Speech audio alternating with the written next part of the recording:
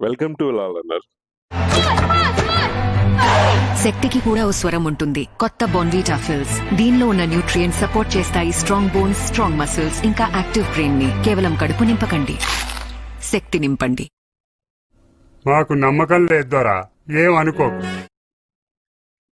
మనమంతా కూడా ఇప్పుడు చూసిన యాడ్ చూసింటాం. ఈ యాడ్ చూసేసి బోర్నమీటా అని హెల్త్కి మంచిదని చెప్పేసి మన పిల్లలకి ఎక్కువ యూజ్ చేస్తుంటాం. కానీ కేంద్ర ప్రభుత్వం బోర్నమీటా కంపెనీకి షాక్ ఇచ్చింది. ఎందుకంటే బోర్నమీటా సహా ఇతర డ్రింక్స్ను హెల్త్ డ్రింక్స్ కేటగిరీ నుంచి తొలగించిందనమాట.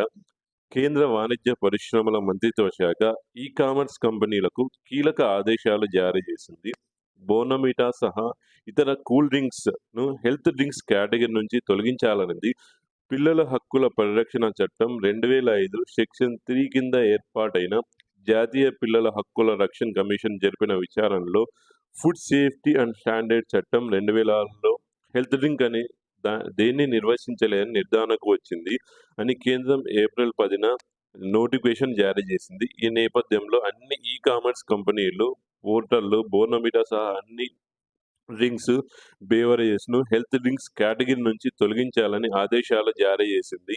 నెక్స్ట్ బోర్నమీటాలో అధిక చక్కెర ఉందంటూ ఇన్‌ఫ్లుయెన్సర్స్ ఒకరు వీడియో పోస్ట్ చేయడంతో ఈ వ్యవహారం తెరపైకి వచ్చిందనమాట. అంటే బోర్నమీటాలో ఎక్కువ షుగర్ కంటెంట్ ఉందని యూట్యూబ్ ఇన్‌ఫ్లుయెన్సర్ పోస్ట్ చేయడంతో ఈ వ్యవహారం వెలుగులోకి వచ్చిందనమాట. ఇందులో కొన్ని పదార్థాలు పిల్లలకు హాని కలిగించేలా ఉన్నాయంటూ అతడు పేర్కొన్నాడు.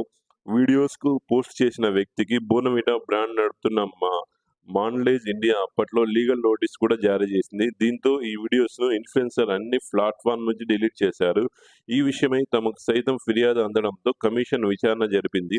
బోర్నమీటాలో అనుమతించిన దానికంటే అధికంగా చక్కెర స్థాయిలు ఉన్నట్లు గుర్తించింది. తప్పుదోవ పట్టించే ప్రకటనలు మానుకోవాలని మాండలేజ్ ఇండియన్ నోటీసులు కూడా పంపింది. ఈ నేపథ్యంలో తాజా ఆదేశాలు వెలువడ్డాయి.